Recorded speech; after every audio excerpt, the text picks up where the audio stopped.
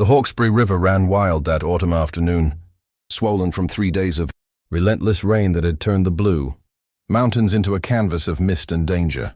The water moved like a living thing, brown, churning, indifferent to the lives it might claim.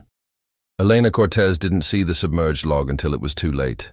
One moment she was standing on the riverbank, her designer hiking boots slipping on mud as she tried to capture a photo of the landscape, some evidence that she'd actually taken the weekend retreat her board had insisted upon. The next, the earth gave way beneath her, and she was falling, the cold water swallowing her whole before she could even scream. The current seized her immediately, dragging her under with shocking force. Elena had grown up in boardrooms, not wild places. She knew how to negotiate hostile takeovers, not hostile rivers. Her lungs burned. Her expensive jacket became a weight trying to pull her down. She surfaced once, gasping, and saw the sky, impossibly far away, before the water claimed her again. She was going to die here, alone, miles from anyone who knew her name. Then something caught her, not the river, but hands. Strong hands that grabbed her jacket and wouldn't let go. "I've got you!" a voice shouted, barely audible over the roar. "Stop fighting, I've got you." But Elena couldn't stop fighting. Panic had taken over. Rational thought drowned somewhere upstream. She clawed at her rescuer, at the water, at everything. "Listen to me!" The voice was closer now, rough with exertion but steady with authority. "You're making this harder. Trust me for 10 seconds. Just 10 seconds. Maybe it was the certainty in his voice. Or maybe she'd simply run out of strength, but Elena went limp. The hands repositioned her, one arm wrapped across her chest. And then they were moving, not with the current, but across it, fighting toward the far bank where the water ran slower. Her rescuer hit the shallows and didn't stop, dragging them both onto the muddy shore before collapsing beside her, chest heaving. Elena coughed up river water, her body shaking violently. When her vision cleared enough to see, she found herself staring at a man in his late 30s, soaked through, bleeding from a cut above his eyebrow, looking at her with an expression caught between relief and exhaustion. "You're all right," he said. Not a question, but a statement of will, as if he could make it true by saying it. "You're okay now." Elena wanted to speak, to thank him, to ask his name. But her teeth were chattering too hard. He shrugged out of his flannel shirt, leaving only a thin t-shirt underneath, and wrapped it around her shoulders without asking permission. "We need to get you warm," he said, already helping her to her feet. "My truck's about half a kilometer up the trail. Can you walk?" She nodded, not trusting her voice. They walked in silence, his hand steady at her elbow whenever she stumbled. Elena's mind was trying to process what had just happened, but shock kept fragmenting her thoughts. This man, this complete stranger, had jumped into a raging river without hesitation, had risked his life for hers. The truck, when they reached it, was old but clean, with a child's car seat visible in the back. He opened the passenger door and helped her in, then retrieved a thermal blanket from behind the seat. "There's a ranger station about 10 minutes from here," he said, starting the engine. "They'll have medical supplies, can call for proper help." "Thank you," Elena finally managed, her voice raw. You saved my life." He glanced at her briefly, and she saw something in his eyes, something old and sad that had nothing to do with today's rescue. "Anyone would have done the same," he said quietly. But Elena knew that wasn't true.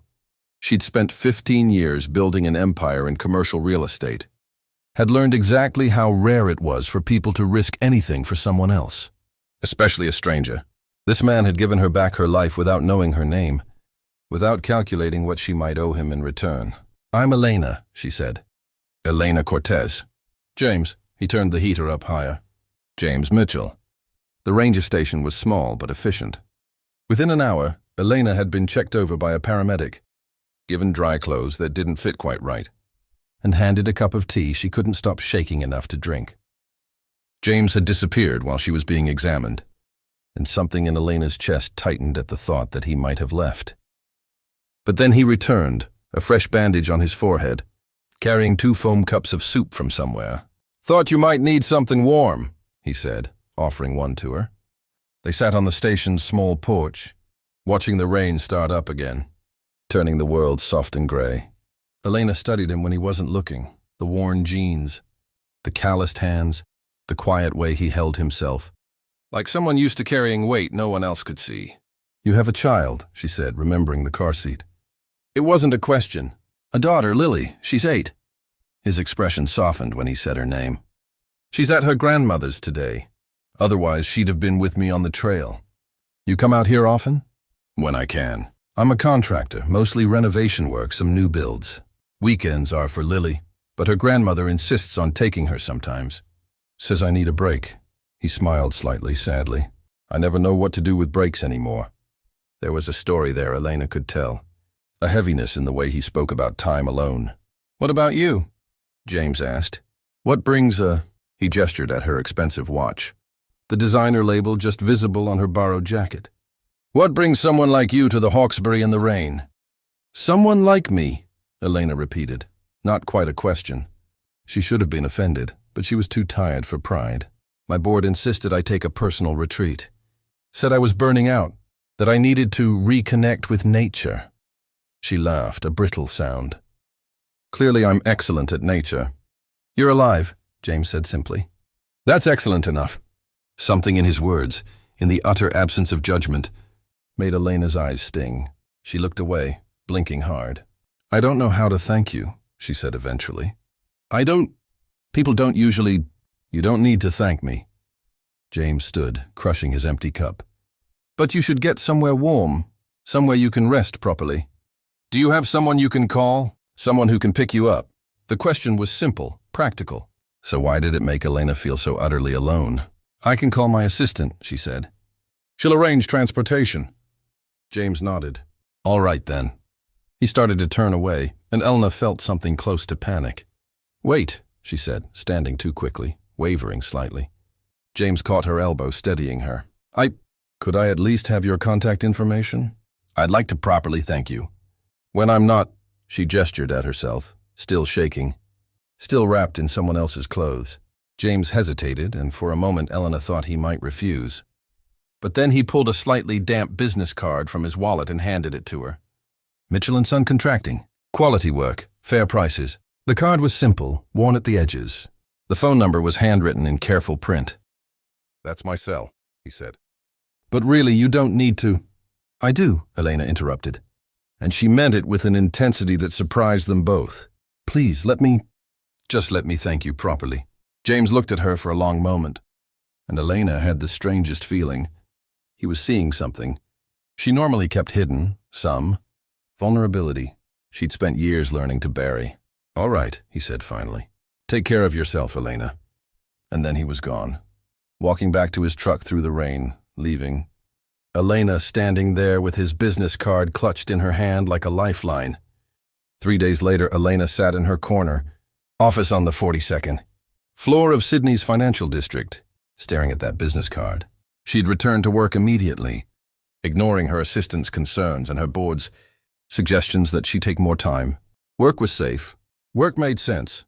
Work didn't require her to think about how close she'd come to dying, or about the stranger who'd pulled her back from the edge. But the card stayed on her desk, and Elena found herself looking at it more. Then she looked at the merger documents, awaiting her signature. She'd built Cortez, development from nothing, a single property flip 15 years ago, made with borrowed money and borrowed courage, turned into an empire worth hundreds of millions. She employed over 300 people. She sat on boards. She was profiled in magazines as one of Australia's most powerful businesswomen, and she'd almost died without anyone noticing she was gone. The weekend retreat had been solo because she had no one to bring. Her last serious relationship had ended 2 years ago, another high-powered executive who'd decided that Elena's ambition left no room for anything else. She'd thrown herself into work afterward, told herself it was better this way, cleaner. Now she wasn't sure what she'd been trying to prove. Elena picked up her phone before she could overthink it. The call rang 4 times before a slightly breathless voice answered. "Mitchell Contracting, this is James." "James, it's Elena Cortez. From the river." A pause. "Elena, hi, how are you feeling?" "Better, much better, thanks to you." Elena stood, walked to her window overlooking the harbor. "I was calling because I wanted to take you to dinner, to thank you properly." "That's really not necessary." "Please," Elena said, and hated how close she sounded to begging. I know it's not necessary, but it would mean something to me. Would you let me do this one thing? Another pause, longer this time. Elena could hear voices in the background, the sound of construction. I don't really do the fancy restaurant thing, James said carefully. And I can't do evenings. I need to be home for Lily. Bedtime routine and all that. Lunch then, Elena countered. And anywhere you'd like. You name it. She heard him sigh, almost a laugh. You're persistent. I've been told that before. All right. There's a cafe in Blackheath I like. Nothing fancy, but the food's good. Saturday at noon? Elena was already checking her calendar. Already rearranging meetings that suddenly seemed less important than they had 5 minutes ago. Saturday at noon, she confirmed. Text me the address? Will do. After they hung up, Elena stood at the window for a long time, watching the ferries cross the harbor, trying to name the feeling in her chest. It took her an embarrassingly long time to recognize it as hope. The Laughing Kookaburra Cafe was exactly the kind of place Elena would never have found on her own, tucked away on a side street in Blackheath, with mismatched chairs and local art on the walls and a menu written on a chalkboard behind the counter. James was already there when she arrived, sitting at a corner table, looking uncomfortable in clothes that were clearly his best attempt at dressing up: dark jeans, a button-down shirt, boots that had been recently polished.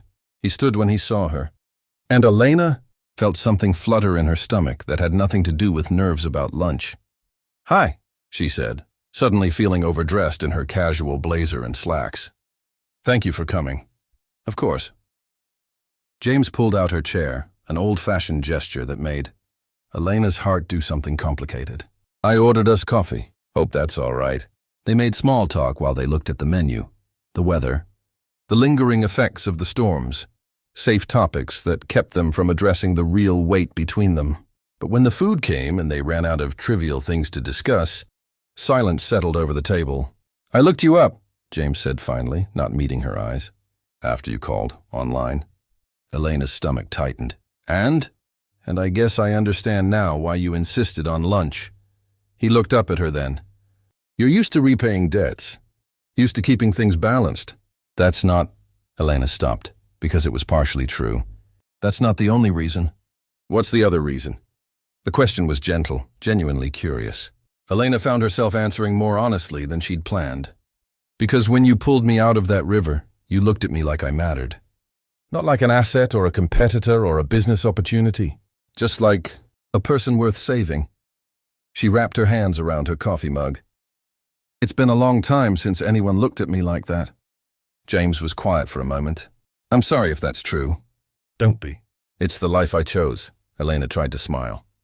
Though almost drowning does give one perspective on certain choices. I know something about that, James said softly. About perspective. Your daughter's mother, Elena guessed. I'm sorry. I shouldn't... No, it's all right. James looked down at his hands. Sarah died 3 years ago. Cancer. Very fast. Very brutal. Lily was 5. James, I'm so sorry. Thank you. He was quiet for a moment. You learn things after something like that. About what matters, what doesn't. About how quickly everything can change. Elena thought about the water closing over her head. The certainty of ending. Yes, she said. You do. They ate in companionable silence after that. The weight of shared understanding settling between them like a bridge. When the check came, Elena reached for it quickly, but James was faster. Let me, she protested. You bought coffee, he said, smiling slightly. I've got lunch. That's not how this works. You saved my life. And you're a person, not a debt to be paid. James set money on the table. Besides, I asked you here to tell you something. Elena's pulse quickened. Oh? I called that number on your business card. The main Cortez development line. He looked slightly embarrassed. Spoke to someone in your commercial division about a project I'm working on. Warehouse conversion in Penrith. Investor backed out. And the owner's looking for someone to either buy or partner. James, you don't have to...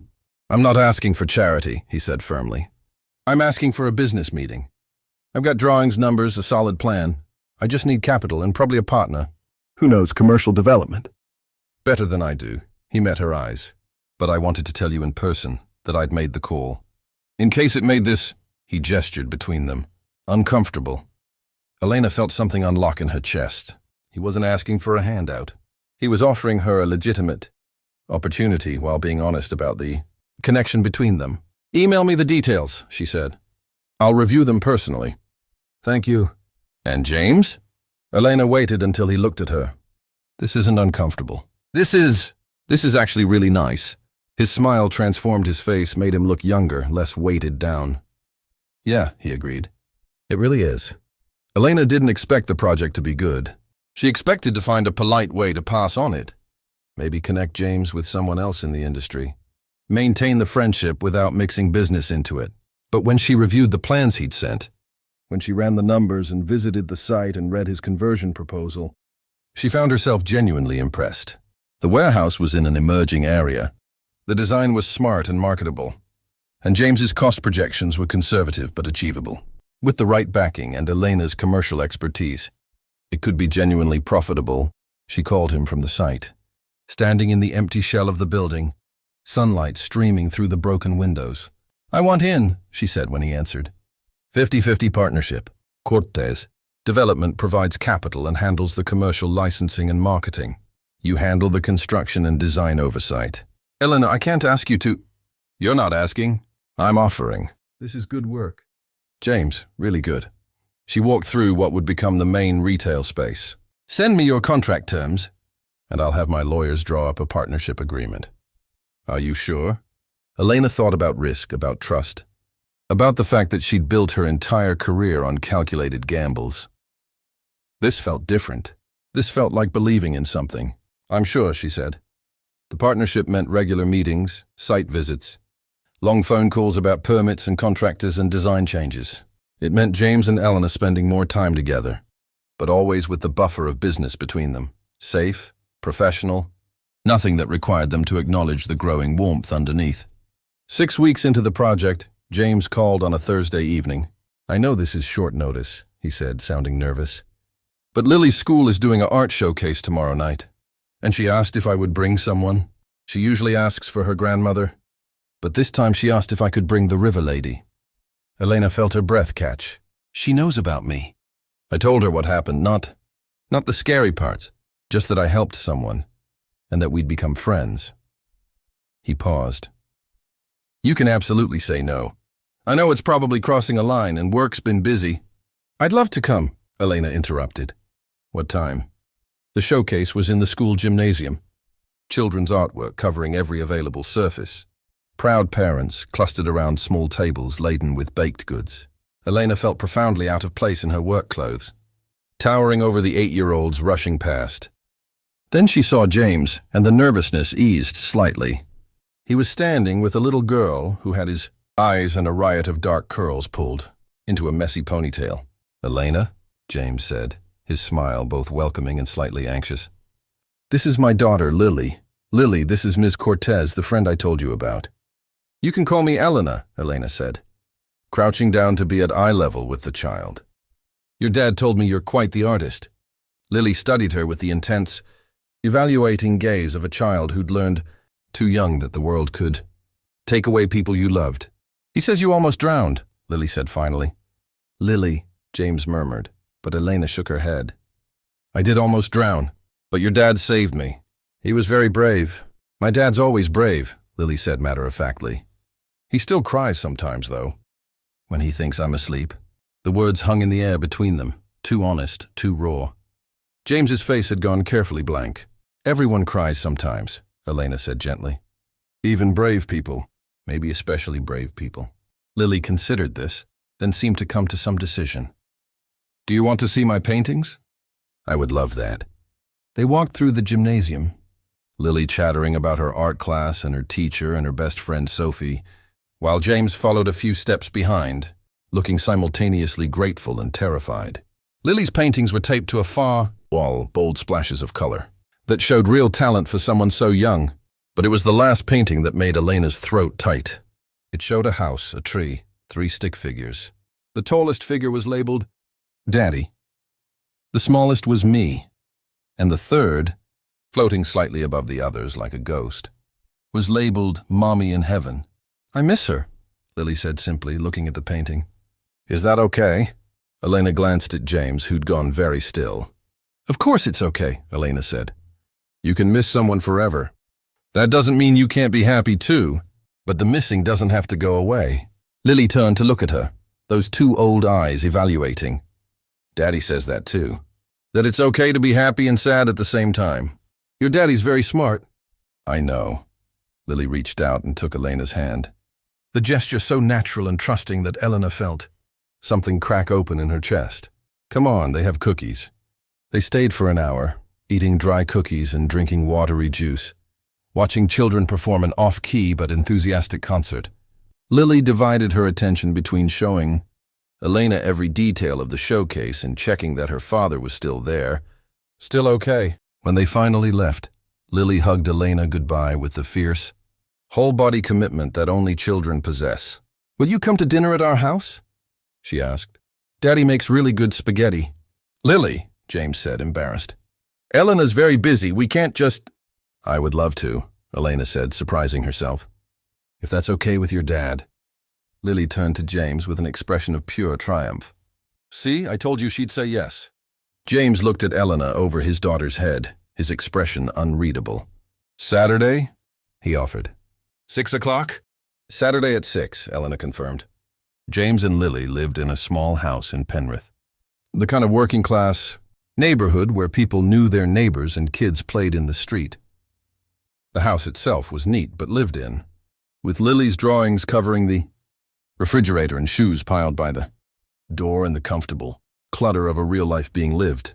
Elena arrived with flowers and wine and a growing sense that she was stepping into something significant. Lily answered the door in an apron that was clearly James's, drowning her small frame. I'm helping cook, she announced proudly. But Dad says I can't use the stove without supervision. That seems wise, Elena agreed, following her inside. James was in the kitchen, stirring sauce, looking more relaxed than Elena had ever seen him, barefoot, in jeans and a faded t-shirt, completely at home. He smiled when he saw her, and something in Elena's chest fluttered. Welcome to the chaos, he said. Lily, can you set the table? Dinner was simple, spaghetti, salad, garlic bread. But it was the best meal Elena had eaten in months, maybe years. There was something about sitting at that scratched kitchen table, listening to Lily describe her day in exhaustive detail, watching James gently correct her table manners while his eyes danced with amusement, that made Elena feel like she'd stumbled into something precious. After dinner, Lily insisted on showing Elena her room, which was an explosion of books and stuffed animals and more drawings. That's my mom, Lily said, pointing to a framed photo on her nightstand. She was really pretty. The woman in the photo was lovely, dark-haired, laughing, holding a much younger Lily. She looked vibrant, alive, loved. She was beautiful, Elena agreed. You look like her. Daddy says I have her smile. Lily traced the frame with one finger. Do you have kids? No, I never. It wasn't the right time. Oh, Lily was quiet for a moment. Do you have a husband? No. A boyfriend? Elena smiled. No boyfriend either. Just work mostly. That sounds lonely. Out of the mouths of children, Elena thought. Sometimes it is. You could come over more. Lily offered with the casual generosity of someone who hadn't learned yet to guard her heart. Then you wouldn't be lonely and we'd have a friend. Daddy doesn't have enough friends. Just Gran and me. Lily, James's voice came from the doorway. Bath time. But I'm talking to Elena. You can talk to Elena while you get ready for your bath. Come on, kiddo. Elena waited in the living room, while the sounds of the bedtime routine filtered through. The small house, water running, Lily's protests about washing her hair, James's patient insistence. It was so domestic, so normal, so utterly foreign to Elena's sleek, silent apartment in the city. When James returned, he looked exhausted but content. Sorry about the interrogation, he said, sitting on the couch beside her, close but not too close. She's going through a phase of asking everyone very personal questions. I didn't mind. Elena turned to face him. She's wonderful, James, really. She is, his expression softened. She's the reason I kept going after Sarah died. The reason I get up every morning. The reason I learned to laugh again. He paused. She likes you, which is significant. She doesn't usually take to people quickly. I like her too. They sat in comfortable silence for a moment, and Elena found herself noticing details, the way James's hair curled slightly at his collar, the laugh lines around his eyes, the strength in his hands that had pulled her from the water, and built buildings and held his daughter when she cried for her mother. "Can I ask you something?" James said quietly. "And you can tell me if I'm out of line." "Of course. Why did you really call me?" "After the river, I mean." He looked at her, his gaze steady. "It wasn't just to say thank you." Elena took a breath, choosing honesty. "Because when I went back to my life, my office, my meetings, my empty apartment, I realized how hollow it all felt. And I kept thinking about you, about the way you'd risked everything for a stranger, about how you talked about your daughter, about taking breaks you don't know what to do with." She met his eyes. "I called because you made me want something I'd convinced myself I didn't need." "What's that?" "Connection. Real connection, not the networking kind. Someone who sees me, not my portfolio." James reached out, his hand covering hers where it rested on the couch between them. His palm was warm, calloused, solid. "I see you," he said simply. And Elena believed him. The Penrith warehouse project became something more than business. It became their project. A shared creation that required trust and compromise and long hours working side by side. Elena found herself spending more time in the suburbs than in her Sydney office. More time in jeans and hard hats than designer suits. She also found herself spending more time with James and Lily, dinners that turned into weekly traditions. Saturday morning trips to the farmer's market, helping Lily with homework while James cooked.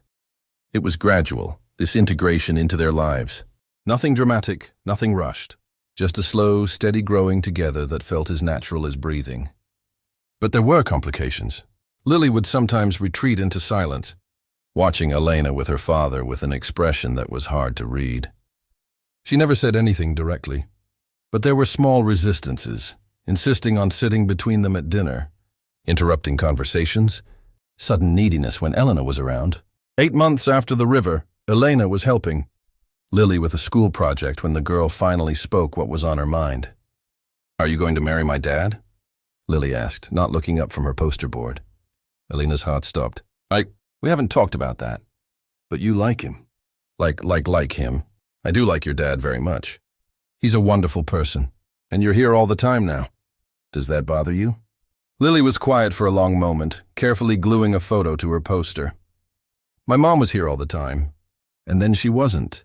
The pain in those words was so raw that Elena had to close her eyes for a moment. "I can't promise I'll never leave," she said carefully. "None of us can promise that. Life doesn't work that way. But I can promise that if I'm here, I'm choosing to be here. Every day." "Why?" "Because you and your dad make me happy. Happier than I've been in, maybe ever." "But you're really rich and important." "You don't need us." Elena set down the glue stick and turned to face Lily fully. "You're right. I don't need you, not for money or success or any of that. But I want to be here. There's a difference. What if you stop wanting to be here?" "What if I don't?" Elena countered gently. "What if I keep wanting to be here, and you push me away because you're scared? And then we're both sad for no reason?" Lily looked at her, really looked at her, with those two wise eyes. "I don't want Daddy to cry again," she whispered. "He cried so much when Mom died. I don't want him to cry like that again." Elena pulled Lily into a hug, feeling the small body shake with tears the child had been holding back for months. "I don't want him to hurt like that either," Elena said into Lily's hair. "I promise I'll be careful with both of your hearts, okay?" "I'll be so careful." When James came home and found them curled together on the couch, Lily asleep against Elena's shoulder, his expression was so tender it made Elena's throat tight. "She talked to you," he said quietly, sitting on Lily's other side. "She's scared." "I know." James brushed his daughter's hair back from her face. "I don't know how to tell her it's okay to let people in again." "Maybe we just keep showing her," Elena suggested. "One day at a time." James looked at her over Lily's sleeping form. "Stay," he said softly. "Tonight. In the guest room, I just don't want you to drive back to the city. Stay." So Elena stayed, and then she stayed again the next weekend, and the one after that, until her overnight bag became a permanent fixture in the guest room, until her toothbrush lived in the bathroom next to James's and Lily's, until staying became the default, and leaving became the exception. They didn't talk about what they were becoming. They just became it, slowly, carefully building something solid from small moments, and shared meals and gradually lowering walls. It was Lily who finally forced the issue. "Elena," she said one morning over breakfast, 3 months after the conversation about staying, "are you my dad's girlfriend?" James choked on his coffee. Elena felt her face heat. We haven't really." Elena looked at James helplessly. "Because Sophie at school says her mom has a boyfriend, and he comes over for dinner and sometimes stays over. And that's basically what you do," Lily continued matter-of-factly. "So I figured you're probably Dad's girlfriend." "Lily," James managed, "that's a conversation Elena and I need to have first." "Why? Everyone already knows." "Gran knows. The neighbors know. Even my teacher knows." She asked if you were coming to the parent-teacher conference next week. Elena couldn't help it. She laughed. The absurdity of having their relationship defined by an 8-year-old was too much. "You're right," she said, looking at James, seeing her own mix of amusement and terror reflected in his eyes. "I am your dad's girlfriend. If that's what he wants, that's what I want," James said, his voice rough with emotion. "That's what I've wanted for months. I just didn't know how to ask." "You're both ridiculous," Lily announced. "Can I have more pancakes now that we've settled that?" The warehouse opened 10 months after the river, transformed from a derelict shell into a thriving mixed-use space with retail on the ground floor and offices above. The opening day was a celebration. Investors, tenants, local press, everyone who'd helped make the project a reality. But the moment that mattered most came after everyone had left. When it was just Elena and James standing in the empty main space. The last of the sunset painting everything gold. "We did it," James said, looking around with visible pride. "Actually did it." "You did it," Elena corrected. "This was your vision. I just helped make it happen." "You did more than that." James turned to face her, his expression serious. "You believed in it when no one else would. You took a risk on a project, on a partnership." He paused. "On me." "Best risk I ever took," Elena said simply. James stepped closer, close enough that Elena could see the gold flecks in his eyes, could feel the warmth of him in the cool evening air. "I love you," he said, the words quiet but absolute. "I've been trying to find the right time to say it, the right moment, but I don't think there is one. So I'm just saying it now, in this empty warehouse, because it's true and because I can't keep pretending it isn't." Elena felt tears prick her eyes. "I love you too. I've loved you since, I don't even know when, somewhere between the river and the dinner table and Lily falling asleep on my shoulder. I just love you." They kissed there, surrounded by their shared success, their shared risk, their shared leap into trust. It wasn't their first kiss. That had happened weeks ago, hesitant and sweet, but it was the first one, weighted with the full knowledge of what they meant to each other. When they finally pulled apart, James rested his forehead against hers. "Move in with us," he said. "Actually move in, not just have clothes in the guest room. Make it real." "What about Lily?"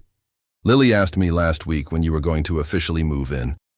She's tired of you having to go back to the city for clothes." He smiled. "I think she's secretly been hoping for this since about month 3. "Then yes," Elena said. "Yes, absolutely yes." A year after the river, they went back. It was Elena's idea. She wanted to see it again. Wanted to face the place that had changed everything. James was hesitant at first, worried it would be too much, but Elena insisted. They brought Lily this time. The 3 of them hiking the same trail on a clear autumn afternoon, the river running calm and peaceful after weeks without rain.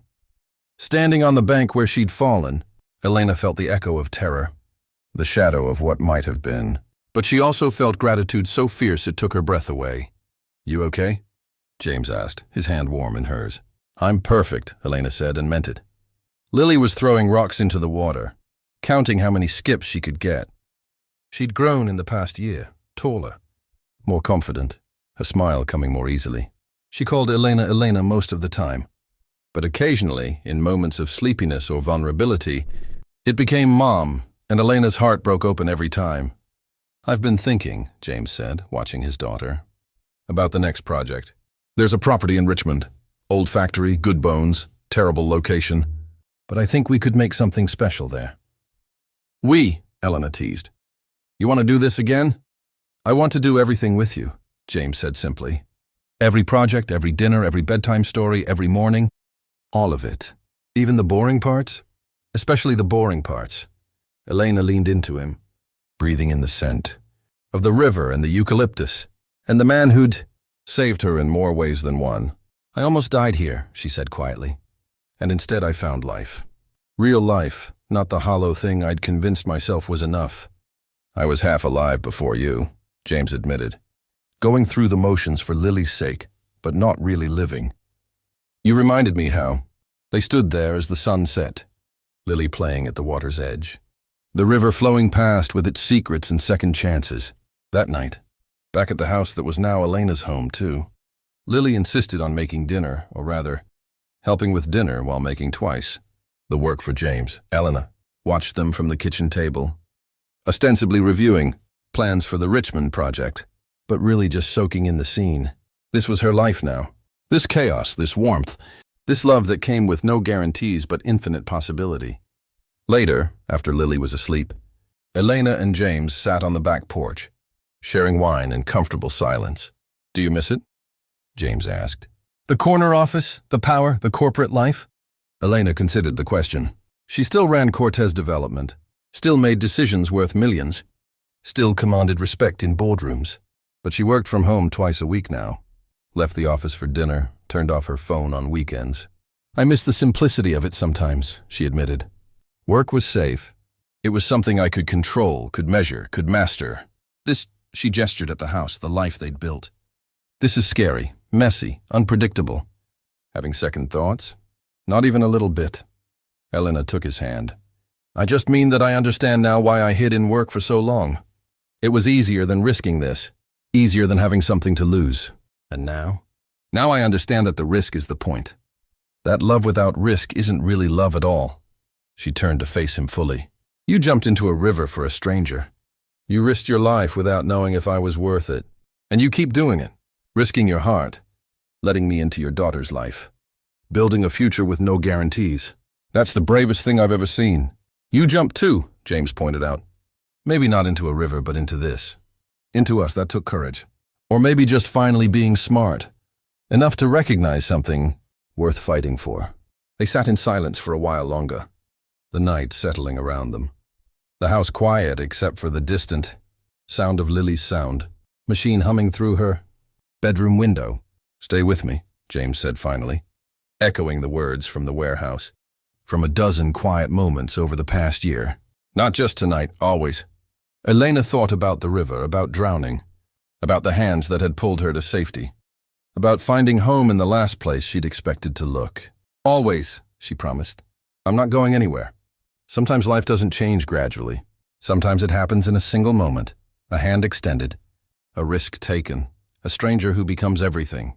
Elena Cortez had built an empire on calculated risks, on knowing when to hold and when to fold, on never letting emotion cloud her judgment. But she'd been drowning long before the river, drowning in success that felt hollow, in achievements that meant nothing without someone to share them with, in a life that looked perfect from the outside but felt empty within. It took nearly dying to teach her how to live.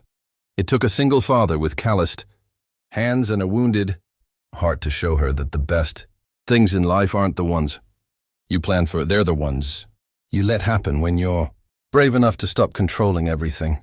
Second chances don't announce themselves.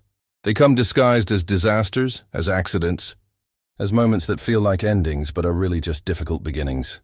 They come in the form of a man who jumps into a raging river without hesitation, who builds with his hands and his heart, who teaches his daughter that it's okay to be happy and sad at the same time, who loves completely even after loss. They come when you finally understand that success isn't measured in corner offices or quarterly profits or magazine profiles.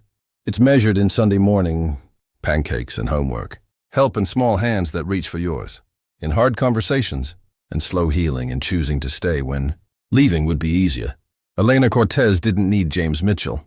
She didn't need his daughter or his small house or his simple life. But she wanted it. Every chaotic, imperfect, beautiful piece of it. And in choosing to stay, in choosing love over fear, connection over control, messy reality over perfect isolation, She found something worth more than all her empire building ever brought her. She found home,